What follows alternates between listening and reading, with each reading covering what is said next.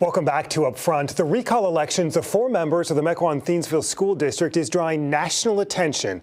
The 4 are being recalled for what recall organizers say is a declining academic performance, critical race theory, and turning over too much decision-making to the superintendent.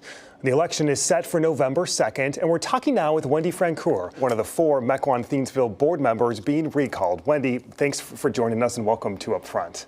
Matt, thank you so much for the opportunity to be here today. I appreciate it. Let's start with one of the things recall organizers told me a couple weeks ago. Sure. They said it was some of the pandemic protocols and what they say is giving too much power to the superintendent that acted as the tipping point for them. Do you have any regrets with how the board has handled COVID? Not at all. Not at all. We are a policy governance board. And according to the key work of school boards, which is really the training manual that all school boards utilize, policy governance is the most effective way for school boards to operate. So we establish the policies, the tenor, the tone, the oversight. And according to state statute 118, the superintendent absolutely has the ability to make those sort of decisions to run the district. Our superintendent worked tirelessly after the schools were all closed, partnering with other districts, with other superintendents, with the health departments, came up with a 50-some-odd page document that was the operating plan for how we were going to reopen the district. And for 40 weeks, we were open. 25% of school districts can say they were open for the entirety of the school year. I think we did a great job. Are you surprised we're sitting here today? Surprised we are now days away from this election? Matt, I'm disappointed that we're days away from this because this divide in our community that I love has been extreme. It has really pitted neighbor against neighbor, this versus that. We're going to need a great opportunity to heal once this election is over. And I stand firmly on the fact that school boards are nonpartisan. School boards are nonpartisan, and this is a politically aligned national agenda. I've seen some people characterize it, those who support the recall effort, saying this is a grassroots conservative movement, and they are targeting the elite liberals who do not have the best interest of our children at play anymore. School boards, as I said, are nonpartisan. I'm conservative. We are being portrayed as being very, very liberal, and nothing can be further from the truth. Again, when partisan politics come into nonpartisan races, there's a lot of that information that comes out. So I will share that Scarlett Johnson is the District 6 area leader for the Rebecca Kleefisch campaign. She's the co-vice president of the Wisconsin chapter of No Left Turn. This is why the Rebecca Kleefisch campaign has come in big time, bringing in other political operatives to support this race. And it's politically aligned, and it is not the way a board should operate. It should be made up of volunteers from the community who are seeking election to serve children. Where I'm disappointed is that our community is not being told the truth. And as a school district, our job is to educate all students. As the vice president of the school board, I stand on ethics, integrity, and my volunteer service to the community. Finally, I'm going to give you a hypothetical. Sure. If, let's say, you win your race, a challenger wins another race, how do you work with them on the board after this? There's always a new norming anytime you have a new group. We have to make sure that we're listening to one another and respecting all viewpoints. Wendy Francoeur, Wendy, thank you so much Matt, for your thank time. you. We conducted separate interviews with the Mequon-Thiensville board members at their request to avoid the appearance of a walking quorum. So joining me now are Chris Schultz and Akram Khan, who are also being recalled. Good to see both of you. Akram, let me start with you. What does it say to you that this group was able to collect some 18,000 signatures? So first of all, it's not 18,000 signatures that they collected. They collected 4,400 signatures multiplied by 4, so that's about 18,000. So just want to clarify that. with the community of about 29,000 people, 18,000 does seem a huge majority, which is not factual. So and yes, 4,400 signatures is impressive that they collected.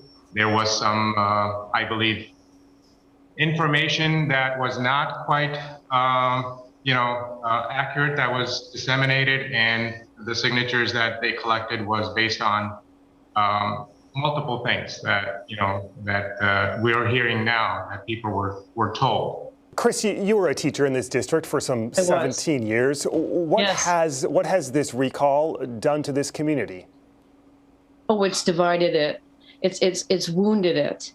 It has allowed false information to spread, almost like the virus, and it's gonna take a while for us to heal from our wounds. And in fact, I'm looking beyond this election now as to how we can heal this community, because we cannot be side A versus side B. We have to come together and be one community and put our students first and not any other kind of agendas. And that's going to take a while. I'm not exactly sure how we're going to do that, but it's going to become imperative that we do so. Akram, early voting is underway. There are a ton of yard signs out throughout the community at this point. Do you have any sense where this is headed? Well, we have supporters in our community, and I feel good about this. I feel good about the community. They have risen up, and they are letting their neighbors, their community members, other leaders know that this recall is uncalled for, and it is not the right time and not the right vehicle to accomplish the goal that the recallers are demanding. So there is a process every year. 2 to 3 members are up for re-election. And, I think the idea of the recallers is to obtain a supermajority on the board in order to micromanage the district and the administrators. And that's not how this board works. Akram, is this a litmus test for other potential recall efforts across the state and country? Oh, absolutely. I think this is a national movement, as everybody knows, and people who are denying it are just not plugged in, or they're just, got their head in the sand. If they, prevail here, then this would be a showcase that we recalled 4 members all at once, and this is what we can accomplish if we have the right messaging, and that right messaging does not have to be truthful. Chris, the voters will see 4 separate races on the ballot. If even one of the challengers wins this, what does that tell you about this? Oh, that's a really good question. And it will tell us that the community decided that one of those representatives belonged on the board and represented the community.